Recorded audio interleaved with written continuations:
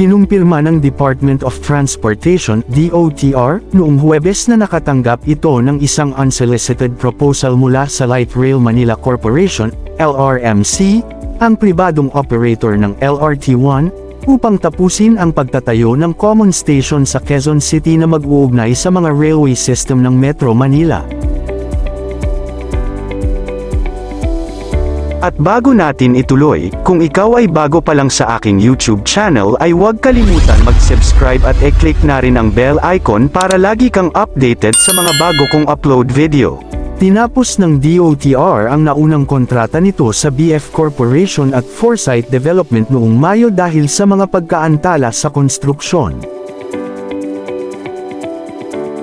Ang kontrata ng 2.78 billion pesos na iginawad noong 2019, covered area A ng istasyon, na idinisenyo upang may ugnay ang LRT-1 kasama ang MRT-3, na may pagkumpleto na orihinal na target para sa 2021, ang bagong plano ay naglalayong ipagpatuloy ang konstruksyon sa taong ito, kasama ang pagbubukas ng istasyon para sa 2027. Nakikipag-usap ang Kagawaran ng Transportasyon, DOTR, sa pribadong operator ng Light Rail Transit Line 1, LRT-1, upang makumplito ang pagtatayo ng matagal na naantala na istasyon na mag-uugnay sa mga railway ng Metro Manila.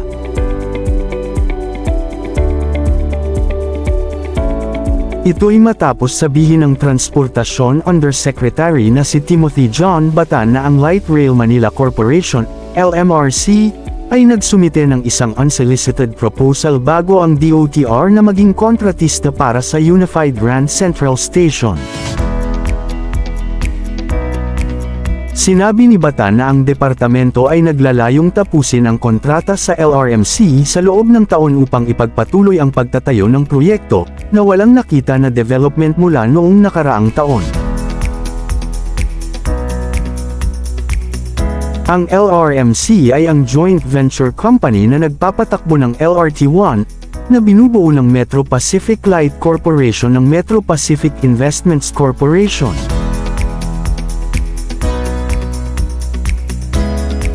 Aniya na, ang aming target ay sa pagtatapos ng taong ito, mayroon na kaming pag-aayos sa pribadong kasosyo upang makumplito ang Unified Grand Central Station. Noong Mayo, inihayag ng DOTR na natapos na ang kontrata sa BF Corporation at Foresight Development and Surveying Company Consortium upang mabuo ang common station na magkokonekta sa LRT-1, MRT-3, at MRT-7.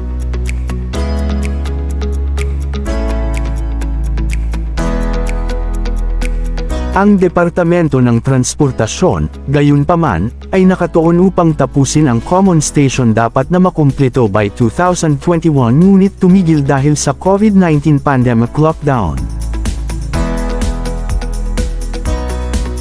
Sinabi ni Batan na isusumite ng DOTR ang panukala ng LRMC sa Department of Economy, Planning and Development Board para sa pag-aproba, dahil ito ay isang PPP, Public-Private Partnership. Ang proyekto, na una ay nakatakda para sa pagkumpleto noong 2020, nahaharap sa multiple delays na may kaugnayan sa pandemya at na-reschedule ng maraming beses, ngunit nananatiling hindi natapos.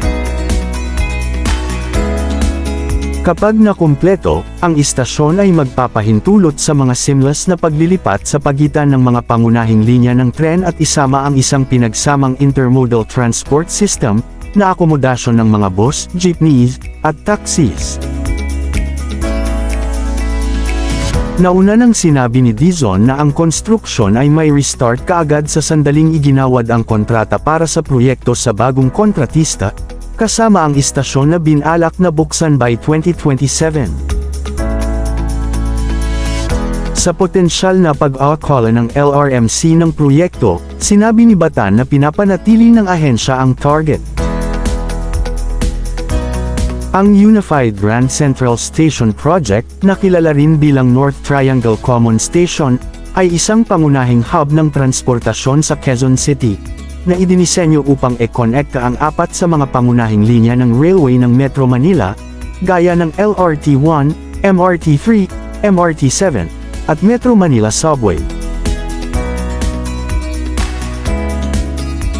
Sa 4 na linya na nagko-convert sa istasyon, ito ay magiging isa sa mga pinakamalaking istasyon ng transit ng tren sa Timog Silangang Asya.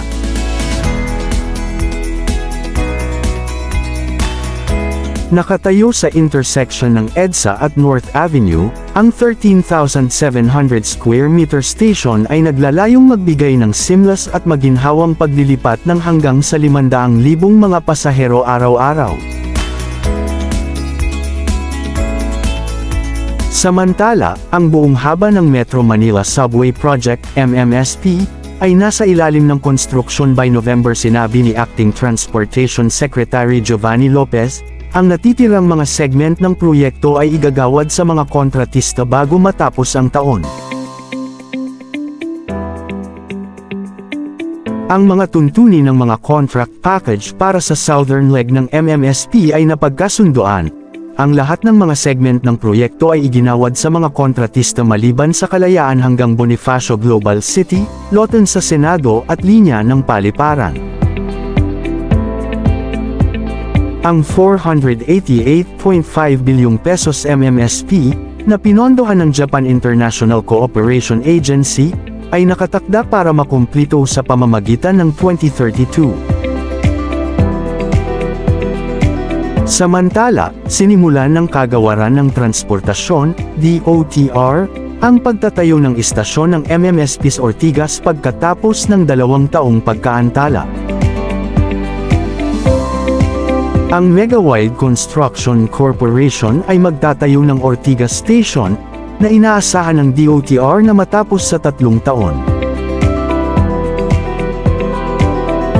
Samantala, ang Kagawaran ng Transportasyon, DOTR, ay nag-alok ng 222.2 milyon pesos bilang kabayaran sa upscale Corinto Gardens Subdivision sa Quezon City, na maaapektuhan ng proyekto ng Metro Manila Subway, na may inaasahang pagtunnel na magsisimula sa susunod na taon. Sakop ng alok ang 5 lot ng kalsada at isang open area na gagamitin para sa unang sistema ng subway ng bansa na makikinabang sa milyon-milyong mga Pilipino sa pamamagitan ng paglink sa Hilagang Metro Manila sa Ninoy Aquino International Airport sa pamamagitan ng 33 ruta ng kilometro na may 17 istasyon.